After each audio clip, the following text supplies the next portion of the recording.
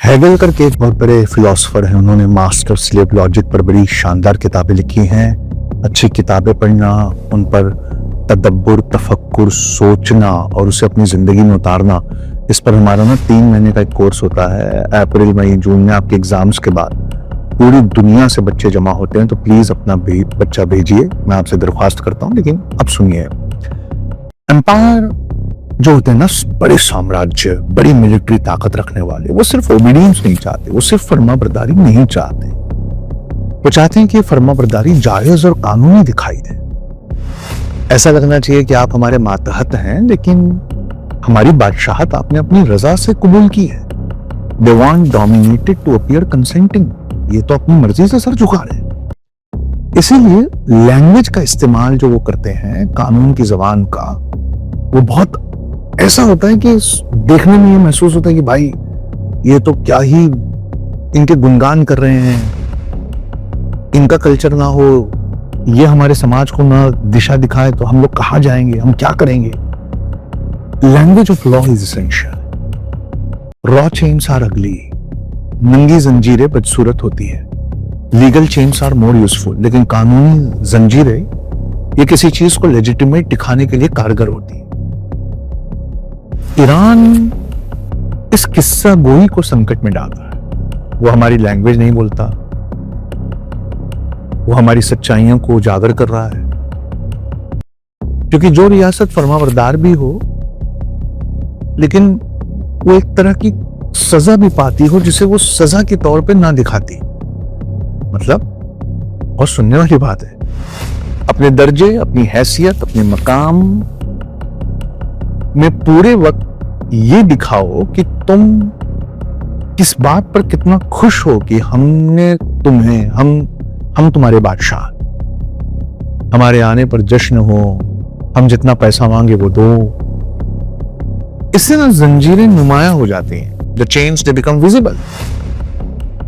Hegel अपनी किताब में लिखते हैं कि कोलोनियलिज्म सिर्फ आपके रिसोर्सेस पे कब्जा नहीं करता, आपकी ऑयल और गैस पे कब्जा नहीं करता, आपके सेंस ऑफ हिस्टोरिकल लेजिटिमेसी, आपके तारीखी वजूद और आपकी संस्कृति के जायज होने के एहसास पर भी हमला करता। वो ये कहता है, आपके दिल में डालता कि आपका सिविलाइजेशन अपने आप को डिफाइन नहीं कर सकता। आप अपनी तहजीब पर इतना मत अकड़िए। वो आपकी तारीफ, आपकी तहजीब अपनी तारीफ खुद नहीं कर सकती। और रिलीजन की बातें मत करिए। आपका रिलीजन बहुत पिछड़ा है, वो ये आज की वैलिड मोरल लैंग्वेज नहीं बोल सकता। अब शिया हैं, मातम के लिए जाने जाते हैं, औरतों को बुर्के में रखने के लिए जाने जाते हैं। आप ये मत बताइए कि वो इंग्लिश में बातें कर रही हैं या यूनिवर्सिटीज जा रही हैं। आप जो भी करें, यूनिवर्सिटी करें या शाहरुख खान, सलमान खान को लाकर रियाद के पास में डांस करवाएं, या ताश का कंपटीशन का जो फाइनल है कार्ड्स का, वो मक्का से कुछ ही किलोमीटर दूर हो, या हैलोवीन पार्टी मदीना से कुछ किलोमीटर दूर हो, ये भी आपको करना पड़ेगा।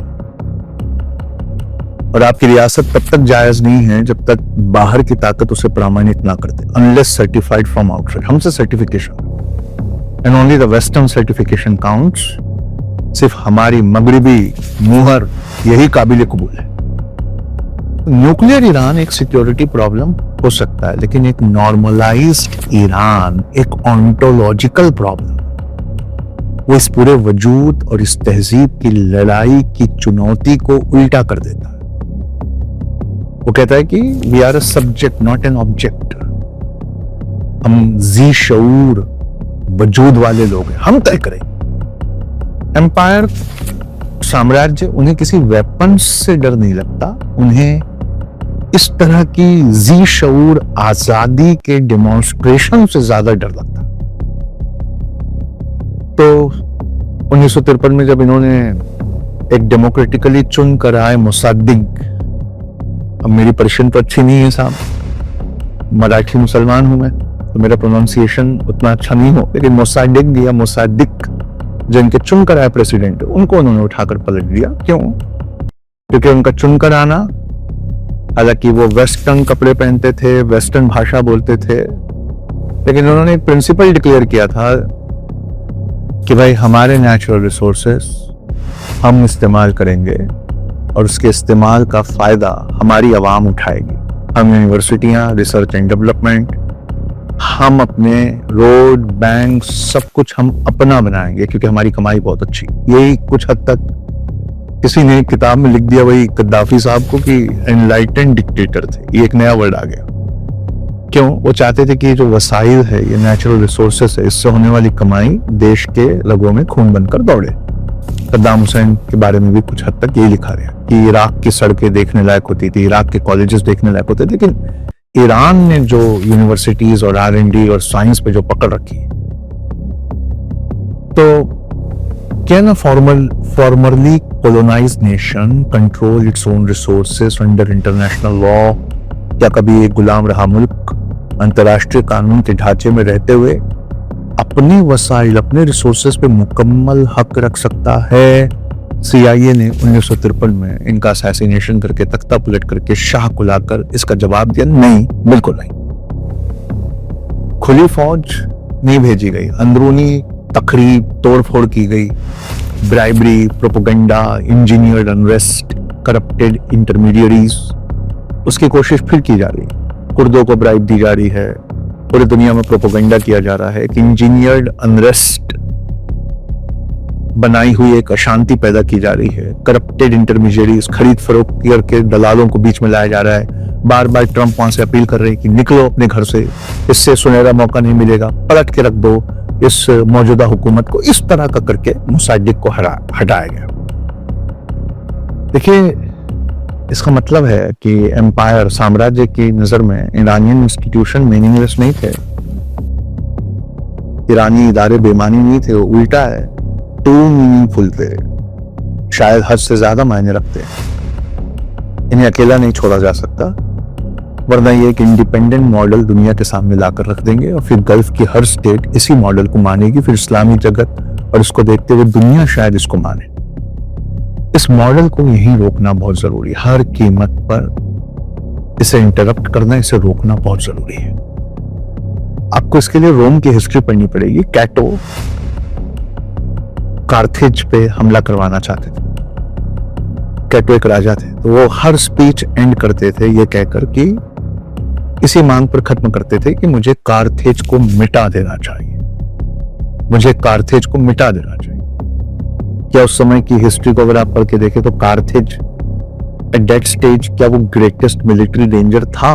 नहीं, उसे पहले भी कई बार हराया जा चुका था, उसने कई बार अपना हरजाना रिपेरेशंस पे किया था, कंप्लायंट था, फर्माबरदार था, लेकिन इतनी बार हराने के बावजूद, उससे वसूली करने के बावजूद वो फल फूल रहा था।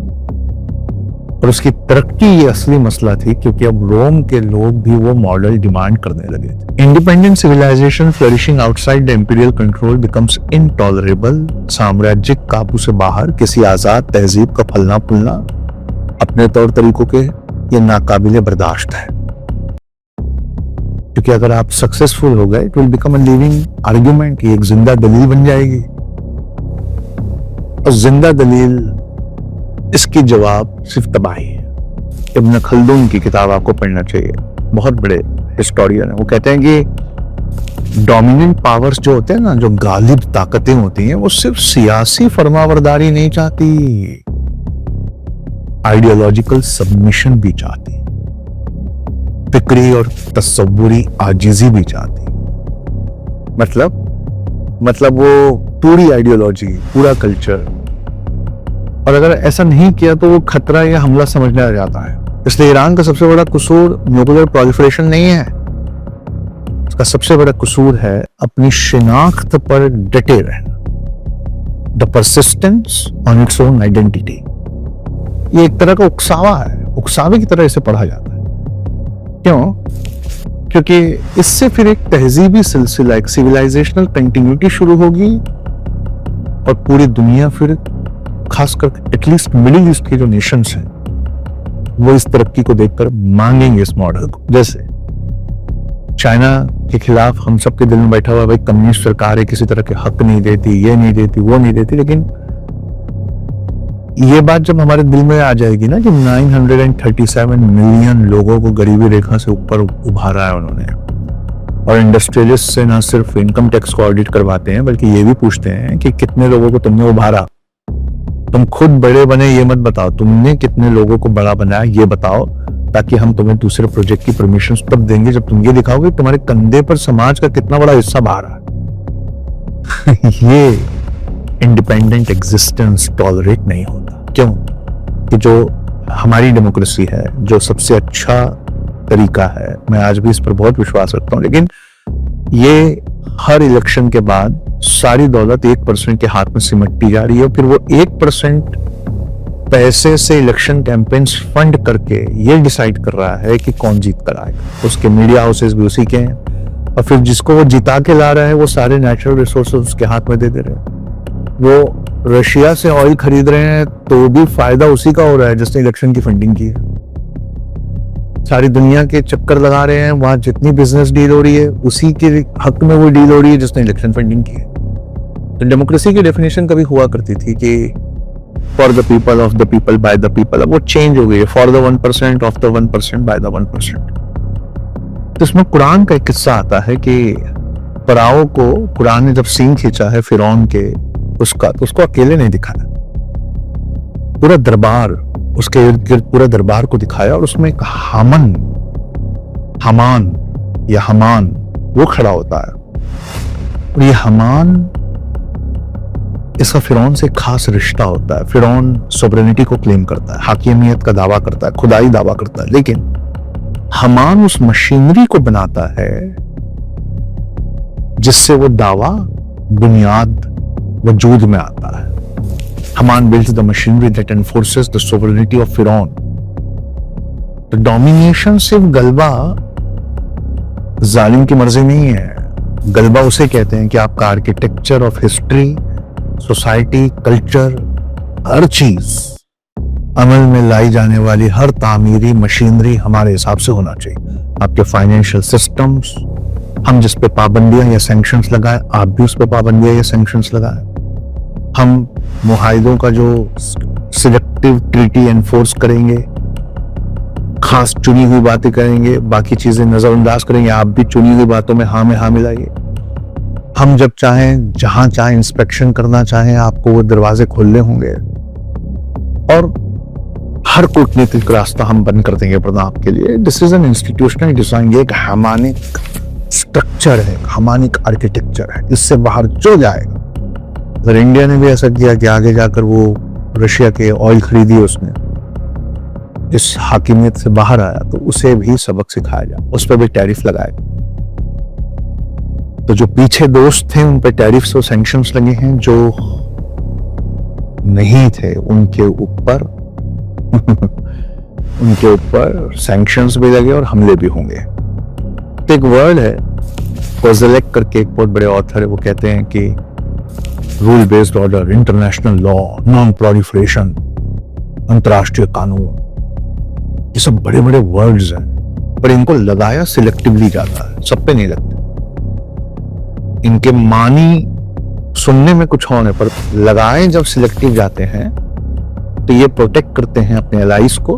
जबान थकने लगती है, क्योंकि वो परफेक्ट बातें जो किताब में लिखी है कि यूनाइटेड नेशंस इतना ताकतवर है, एनपीटी इतनी ताकतवर है, वो लागू होते तो दिखती नहीं। तो new language must be born, एक नई जबान को जन्म लेना पड़ता है, और वो है जो जबान अब ये लिख रहे हैं, द न्यू वर्ल्ड ऑर्डर। चलिए अगले एपिसोड की तरफ हम चलते हैं।